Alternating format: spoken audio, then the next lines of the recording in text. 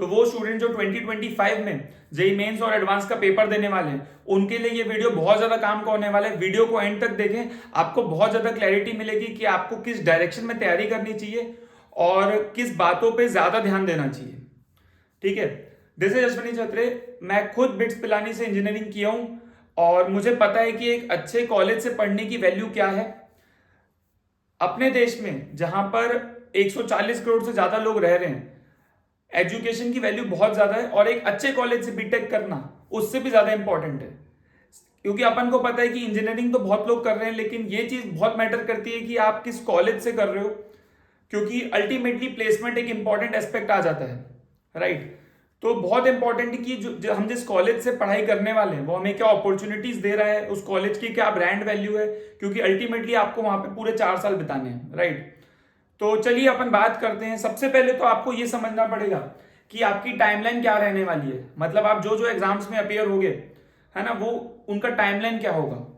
सीधी सी बात है, जिस पैटर्न में अभी एग्जाम चल रहा है जेई मेंस और जेई एडवांस का, अगर उस पैटर्न को मैं मान लूं कि उसी पैटर्न में होगा नेक्स्ट टू नेक्स्ट ईयर, तो फर्स्ट अटेम्प्ट जो होता है जेई मेंस का वो जनवरी में होता है ना। तो आप क्लास 11th में, नेक्स्ट ईयर आप 12th में जाओगे, तो 2025 में आप बोर्ड एग्जाम्स भी दोगे और साथ में आप जेई का पेपर दोगे।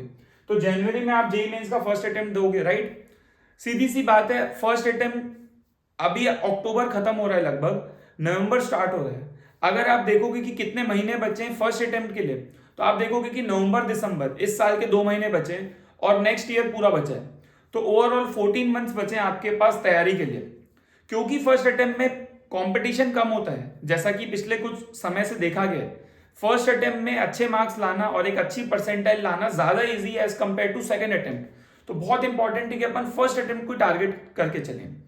उसका एक और रीजन है, क्योंकि सेकंड अटेम्प्ट में क्या होता है ना, देखिए जनवरी में फर्स्ट अटेम्प्ट होता है और फिर फेब और मार्च में क्या गैप आ जाता है, क्योंकि बोर्ड एग्जाम्स होते हैं सीबीएसई और बाकी बोर्ड के भी एग्जाम्स फेब और मार्च के आसपास ही होते हैं, राइट। और अपन को पता है कि जेई एडवांस में 75% क्राइटेरिया भी रहता है, मतलब क्लास 12th में आपको 75% लाने होते हैं। तो ये चीज बहुत इंपॉर्टेंट है कि अपन बोर्ड एग्जाम्स पे भी फोकस करें। तो फेब और मार्च तो आप हटा ही दो, क्योंकि 1-2 महीना आपको बोर्ड्स को भी देना पड़ेगा, राइट। तो बहुत इंपॉर्टेंट है कि अपन जनवरी अटेम्प्ट को ही टारगेट करके चलें, right. No doubt board exams के बाद एक सेकंड अटेम्प्ट भी होगा अप्रैल का। एक्चुअली क्या होता है, इसमें ना बहुत ज्यादा कंपटीशन बढ़ जाता है, राइट। तो अपन अगर फर्स्ट अटेम्प्ट में फोड़फाड़ मचा दे तो अपने लिए आसान हो जाती है राह, ठीक है। तो ये चीज बहुत इंपॉर्टेंट है कि अपन फर्स्ट अटेम्प्ट में ज्यादा ध्यान दें और उसी को टारगेट लेके चले, राइट। तो अब जैसा कि मैंने बताया, अभी आपके पास लगभग 14 मंथ्स हैं, है ना, जेई मेंस के फर्स्ट अटेम्प्ट के लिए। बहुत इंपॉर्टेंट है कि हम बहुत सारे क्वेश्चंस प्रैक्टिस करें, है ना। बहुत इंपॉर्टेंट है हम कोचिंग जाते हैं, हम उसके अलावा क्या होता है, हम सोचते हैं कि 4 से 5 घंटा हम कोचिंग में पढ़ के आ रहे हैं, हमको लगता है कि वो बहुत ज्यादा है।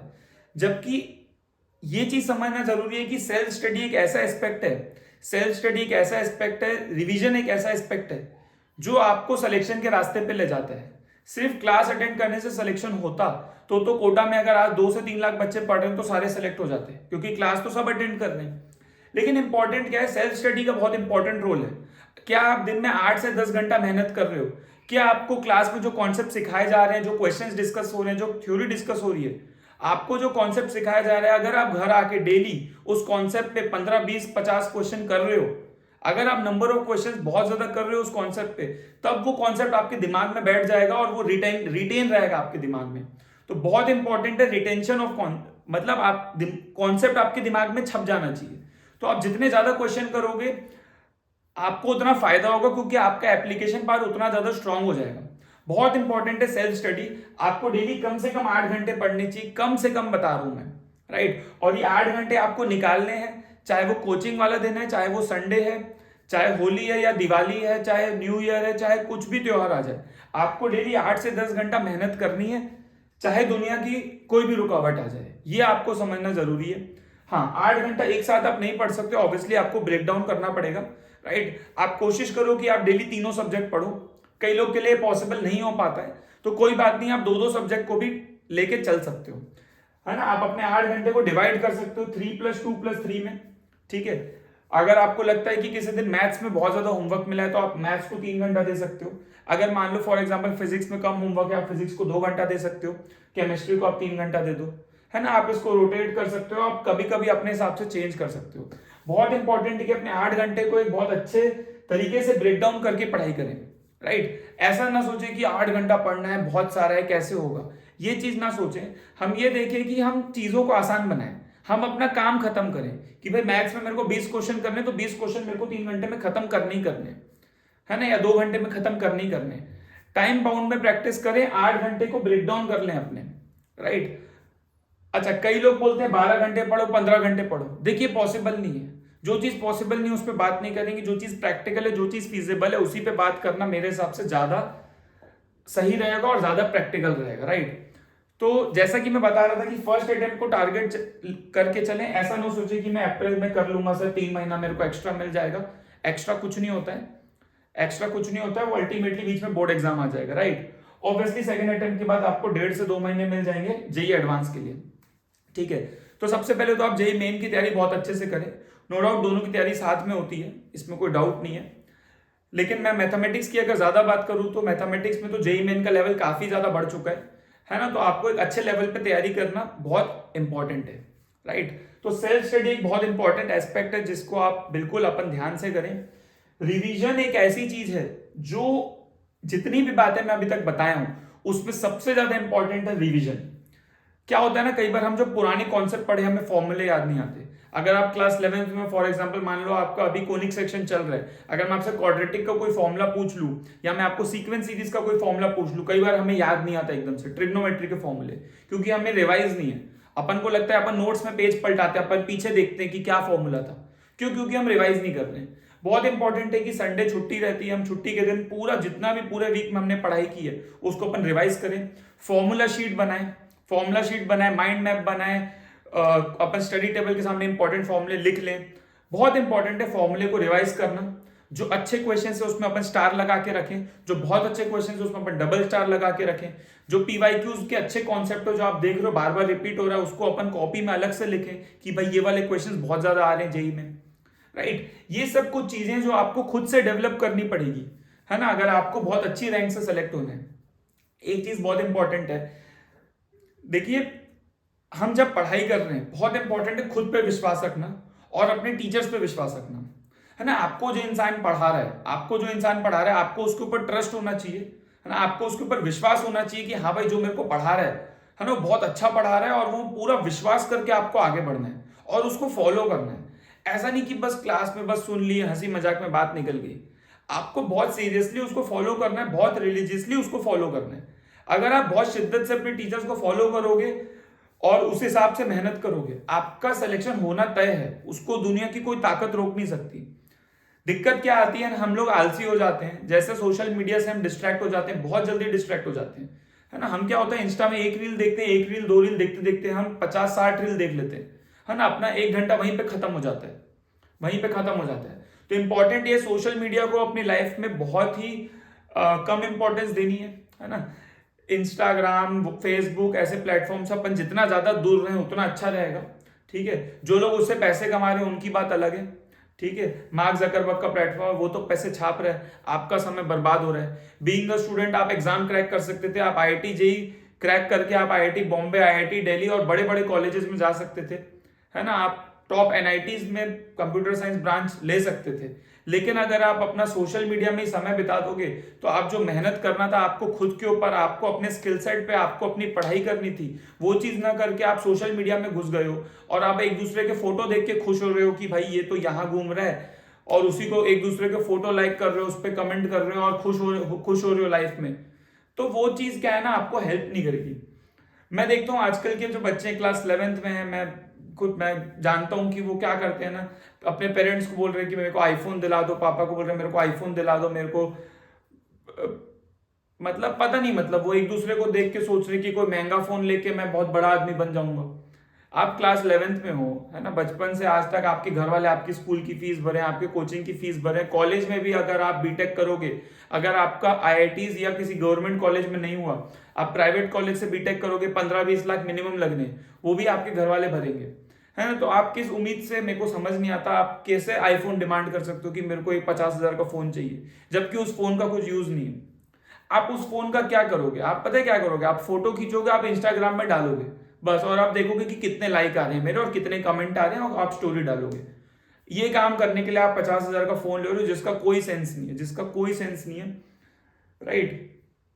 तो ये समझदारी आपके अंदर होनी चाहिए कि आपके घर वाले आपको पढ़ा रहे हैं, है ना, आपके घर वाले आपको पढ़ा रहे हैं, वो चाह रहे हैं कि आप एक अच्छा कुछ करें लाइफ में। तो सीधी सी बात है, जब तक आप अपना माइंडसेट ऐसा डेवलप नहीं करेंगे, आपको अपने आईक्यू पे काम करना पड़ेगा, आपको अपने माइंडसेट पे काम करना पड़ेगा, है ना, आपको अपनी प्रायोरिटीज डिसाइड करनी पड़ेगी और उसके हिसाब से काम करना पड़ेगा।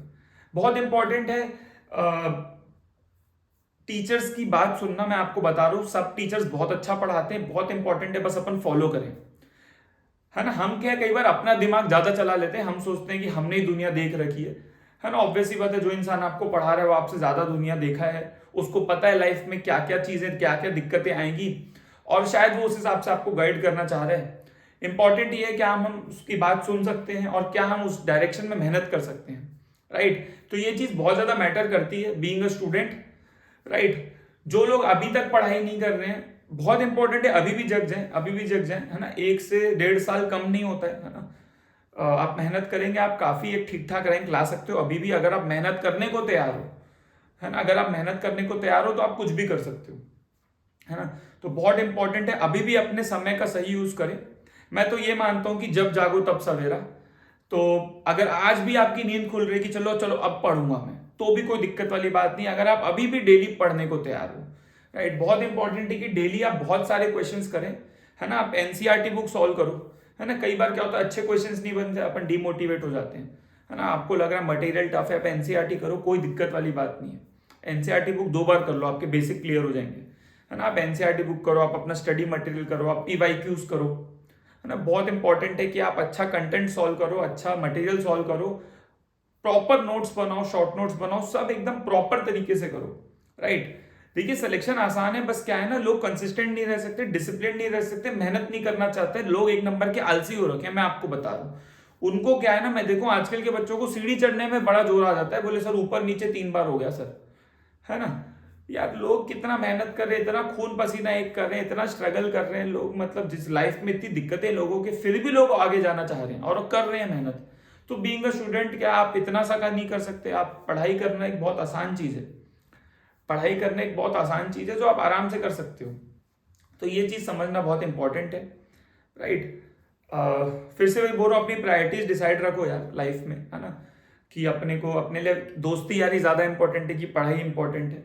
नो डाउट दोस्त इंपॉर्टेंट है, बट बैलेंस लाइफ में एक ऐसी चीज है जो आपको बनाना पड़ेगा, राइट। अभी आपको प्रायोरिटी डिसाइड करनी पड़ेगी कि मेरे को किस चीज को कितना समय देना है, मेरे को दोस्तों को कितना समय देना है, मेरे को पढ़ाई को कितना समय देना है, मेरे को किस चीज को कितना समय देना है। ये चीज अगर आप डिसाइड कर पा रहे हो तो आप बहुत अच्छे लेवल पे पहुंच जाओगे, उसमें कोई डाउट नहीं है, उसमें कोई डाउट नहीं है।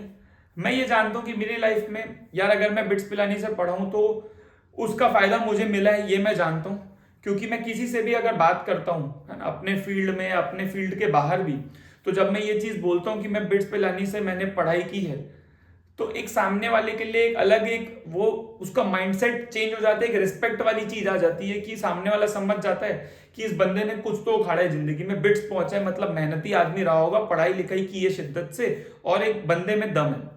तो ये चीज ना एक बहुत मैटर करती है, बहुत इंपॉर्टेंट है कि आप टॉप आईआईटी से, टॉप एनआईटी से, बिट्स पिलानी जैसे बड़े कॉलेजेस से पढ़ाई कर रहे हो और एक अच्छे लेवल पे जाएं, राइट। उसके लिए इंपॉर्टेंट है कि अपने अपनी प्रायोरिटी डिसाइड करना। मैं बता रहा हूं, कई बार घर वाले नहीं समझते, आप अपने जोन में चले जाओ, है ना, आपको जो करना है आप उस पर विश्वास रखो और उस चीज में बस आगे बढ़ते जाओ।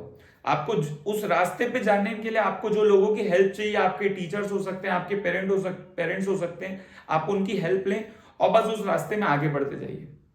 अगर आपके मन में विश्वास है, आप प्योरिटी से काम कर रहे हो, आप पूरा प्योर उससे काम कर रहे हो, आपका होगा 110% होगा। बहुत आसान है, बस लोग कंसिस्टेंट नहीं रहना चाहते, राइट। ये चीज आपको समझनी जरूरी है। All the best.